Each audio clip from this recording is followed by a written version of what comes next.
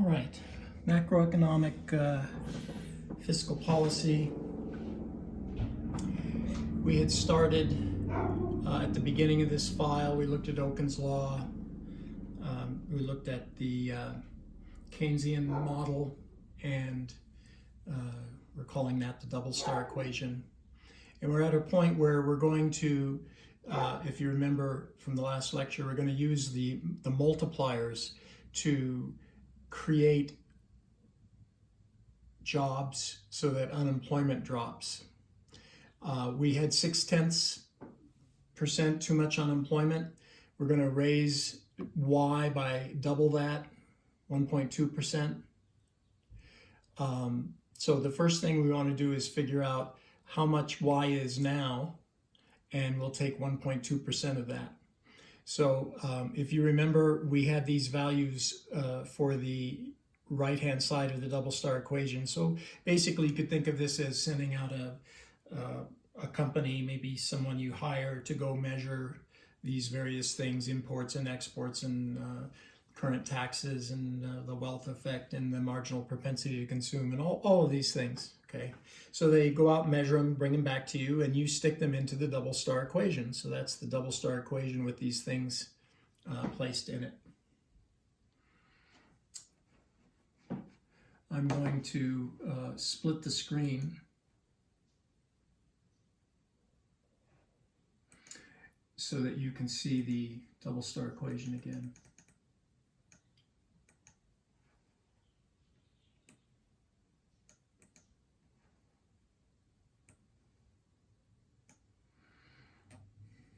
So can you see that we've taken this double star equation and we've just put these numbers in. So we've filled in to these locations the appropriate numbers, and that's what you would get to start with. I did this kind of baby step by baby step. So 340, that's all the positives, 60 plus 80 plus 200. And then here is 44 minus 50, etc. Okay, minus 95. So I did this baby steps so that you could follow along for the algebra. And you get to where you get down here, and you find out right here that your GDP, your economy, is creating about $1,648.28 worth of stuff. That's your GDP. What would 1.2% of that be? So you take 0.012 times your GDP, get $19.78 to the nearest penny. So that would be the amount that we would want to increase Y so that we could put back to work 0.6 of the labor force, 0.6% of the labor force. Okay. We have two ways to do that.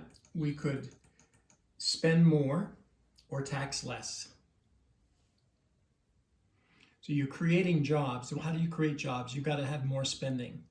So one way to have more spending is you have government spend. Another way to have more spending is you give us our tax money back and we'll spend. So I'm going to do the G first, the government spending first, and then we'll do the tax one. So you want Y to increase by $19.78. We're going to make a G change, an increase in G.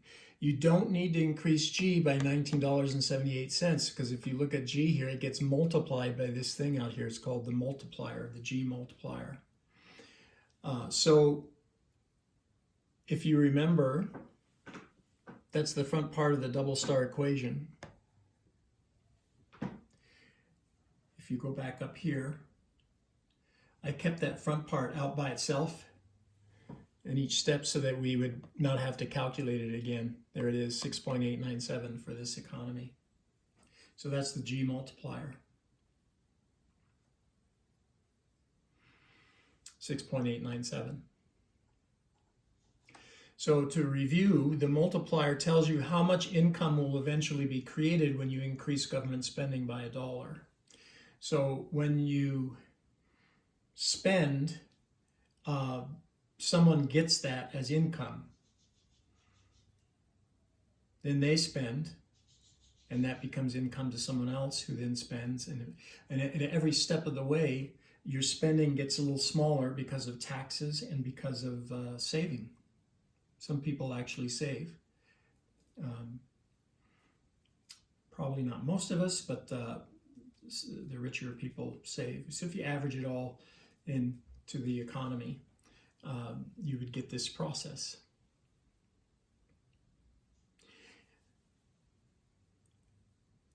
So this in words would be this in algebra. Which of these things do we know? We know this. That's 1978. That's what we want to have happen to y. G multiplier 6.897. This is what we don't know. So this equation we need to rearrange to solve for this. So let's see what that would look like. So if you already know what the desired dollar change in y is, and you already know the multiplier, then you rewrite the formula to solve for the desired dollar change in g. So you would divide both sides of this equation by the g multiplier. So then I flipped it because mathematicians like to put the thing that they're solving for on the left. I don't know why, but they do. So there it is. And it would be the desired dollar change in y divided by the multiplier, which would be 1978 divided by 6.897. That's $2.87. So if you were to increase government spending in this economy by $2.87, it would eventually increase your GDP by $19.78 due to this multiplier effect, this round by round of spending that happens. Takes a few months, almost a year, maybe 9 months, something like that, for that to happen.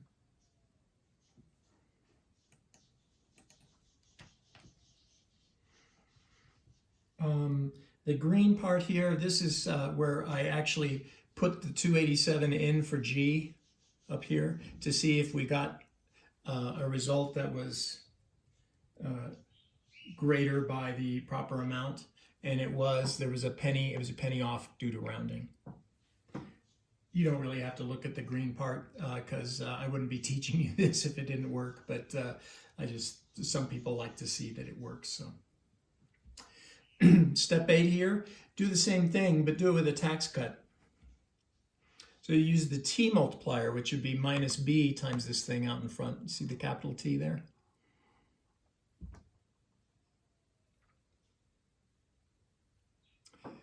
Okay. So we would use it the same way.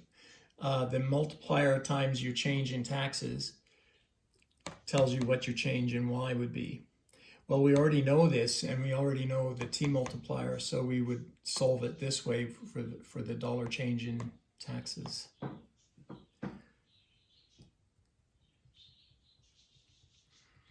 So if you think about it, this thing out in front times minus b would be minus b in the numerator here. And if you put in all the values for these things, you would get a solution of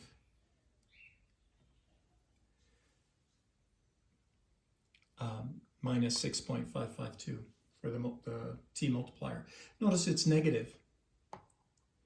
So you have to lower taxes to raise GDP. Okay, so you'd have a drop in taxes, and that would be, sorry, a little too far. Taking the 1978 divided by the T multiplier, minus 3.02. So minus 3.02 times the multiplier gives you the 1978.